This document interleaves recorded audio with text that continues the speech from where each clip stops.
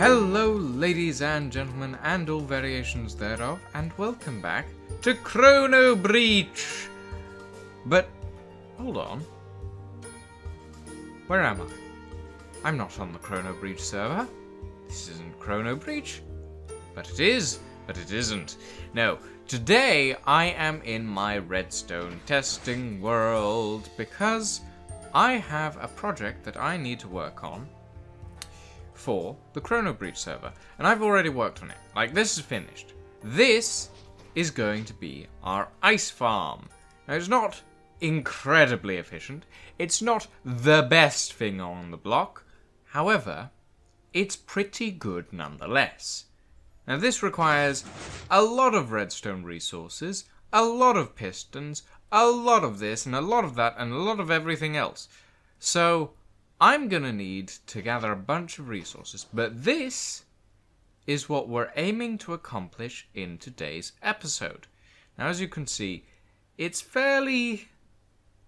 yeah, there's a lot of stuff going on in here. I'm not going to go into detail, but essentially the way it works is ice forms in this tray here, gets pushed up, pushed across, pushed up again, and turned into a massive 8 by 8 by 8 cube of ice, or taller than that sometimes, actually. In fact, I think it's 8 by 8 by 12, I think is the highest it goes. It's quite tall, essentially. So in that respect, what we have here is an ice factory. And we need an ice factory because we have a lot of nether tunnel to build, and also we have a lot of other projects that require ice. Now, it's not the most efficient, as I said. It's not brilliant, but it'll do the job. So, in today's episode, what we're going to be doing is building this, or gathering the resources to build this. But it's not the only thing we'll be doing, because we also need to find ourselves some villagers, because I want to build an iron farm at some point, but I don't want to go across to the end of the universe to actually find some villagers to make that iron farm possible. So instead, what we're doing is we're going to take 2 villagers from a random place in a random town. No, it's not random. I know exactly where they are. And then we're going to breed them up, and we're going to make our own little village. And that is what the city is going to be populated by. Lots of villagers and lots of iron golems. Because we need a population, and we might as well have villagers there, and we might as well have iron golems there. So, ta-da. But I'm going to hop out of this world, and I'm going to hop onto the ChronoBreach server, and we're going to start work on this. Okay, we're back on the ChronoBreach server, and I have made progress. You all like progress updates, don't you? I'm sure you do. I've been working on this ice farm design, and I have finally managed to put together the components for the first section, or rather the first circuit, of the ice farm. Now, the way this is set up is we have 16 pistons, 8 of which push the ice up, and 8 of which push the ice across.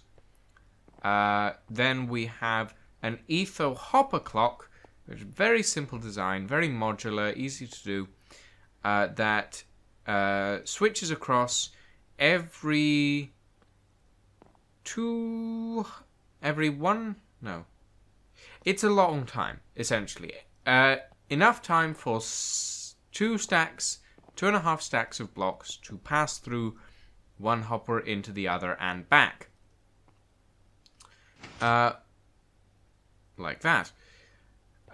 Then this takes an output, it fires a single pulse through this area, which forces the first layer of pistons to push up, and then about 2 ticks later, it forces the second set of pistons to push forward.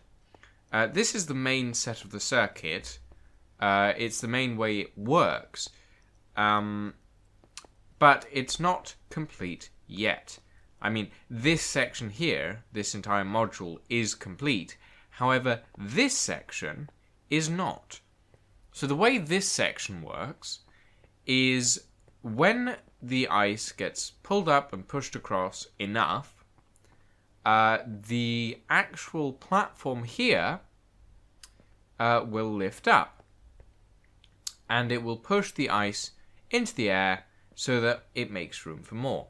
Now once the ice hits the back of this cube over here, it goes up the final layers, and then we get something like a 12 by 8 by 8 area of ice when this thing is fully complete. And as you saw there, it just fired, pushed all the ice up and across. And that's quite good, in my opinion. Now, the one problem with this is to actually get this section to lift up, it's going to take a lot of pistons. Like a lot of pistons. A hell of a lot of pistons, as a matter of fact. Fortunately, I already have the pistons. But I also need redstone torches, redstone repeaters, and redstone dust. Now, the redstone torches aren't that bad. It's just a stick and redstone. It's easy. But the redstone repeaters are annoying because you have to smelt a bunch of smooth stone for those. Thankfully, we have a super smelter. Unfortunately, it doesn't work very well. But that's beside the point. We have a bunch of proper smooth stone, and we just need standard stone for the repeaters. But I need to go mining for that. And for that, I need a slightly better pickaxe, because this won't do. It's unenchanted. I do not go mining with unenchanted pickaxes, especially if they're made of diamond. So I'm going to do a quick mining trip, and then I will be right back with a progress update. Or possibly a villager update. So I'm in a boat. And I've got a passenger. And I also have a long way to go before I get back home. So I've taken a break from working on the ice farm for a little bit because most of that is complete. There's just a lot of tedious redstone placing to do and, well, crafting and all of that. And I don't really want to do that right now. So I've decided to do something a little bit different. And that is to work on my villager breeder. Because the city that I'm building, it's going to be fantastic and elegant and amazing.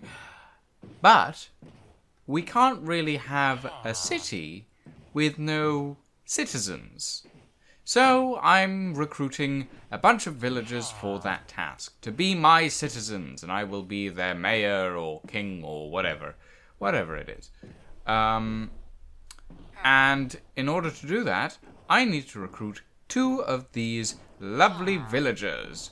I only have 1 right now, this one, but I will be getting more, because I'm going to need a lot. I also need to make an enclosure for this guy, some sort of pen to keep him in.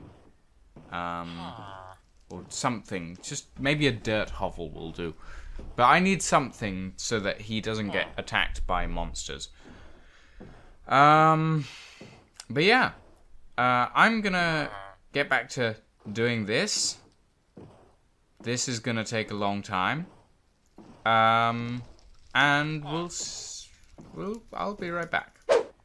Whew, that was stressful, and I never want to do it again.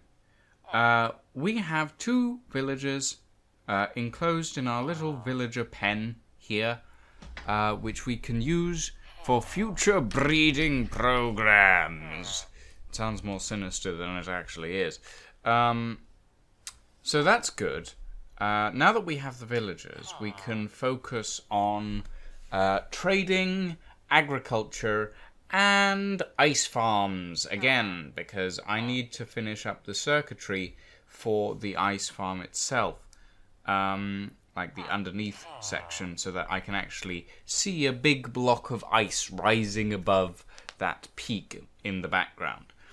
And after the ice farm is finished, I will then put together a structure around the ice farm, but I'm still not sure on how I want that to... Oh, great, it's raining.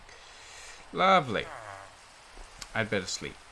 But yeah, I'm still not sure how I want the ice factory to look, but I have a few ideas in mind. However, if you guys have any interesting ideas for the ice factory, and for any other builds that you might like to see on the ChronoBreach server in this city, in my city, please do let me know. All my social media links are in the description. But anyway, back to the tech stuff. I need to smelt up a bunch of standard stone, and I need to make a bunch of repeaters so that we can get this ice farm up and running. Okay, it is done. I have completed the ice farm, and I'm about to show you where I've put it. So up there is the ice farm.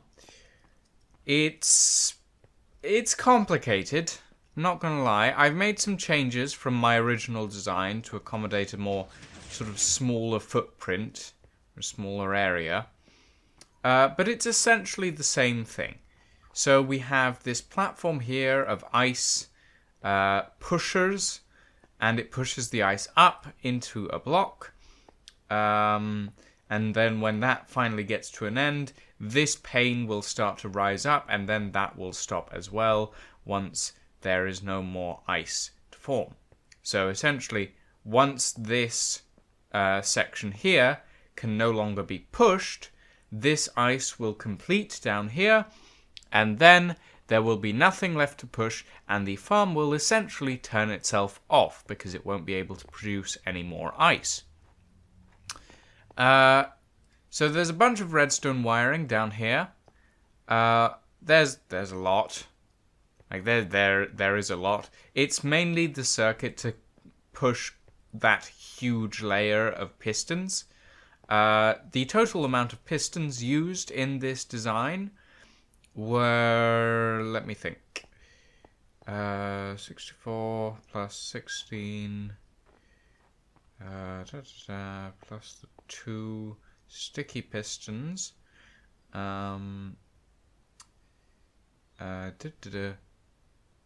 80 standard pistons and 2 sticky pistons. I'm not going to count the number of comparators. No, 2 comparators, but I'm not going to count the number of repeaters because there's a lot of redstone dust, a lot of torches. But essentially, this farm is now completely complete. And on that note, I'm afraid I have run out of time for this episode.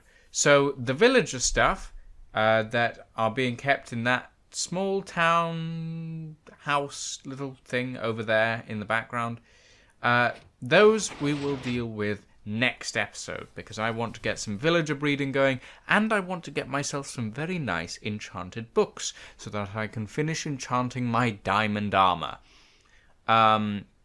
Because honestly, getting random enchants off an enchanting table is not doing it for me.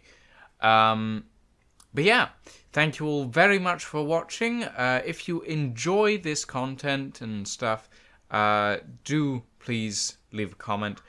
I also want to, as I said, I think I said earlier in the episode, but I can't tell since I'm recording this section the day after I recorded the other one. But I think I asked if any of you had suggestions for the ice farm design, and any suggestions for any other buildings that you might want to see in the town area. So if you have a suggestion, don't forget to drop me a line. I have an email that you can send things to. I also have a Twitter and Tumblr and stuff where things can be submitted. So if you feel like that sort of thing is your jam, then go ahead and do it. But that's all I have time for, ladies and gentlemen, and all variations thereof. And we will see you all in the next episode of ChronoBreach. Ta-ta for now. Bye.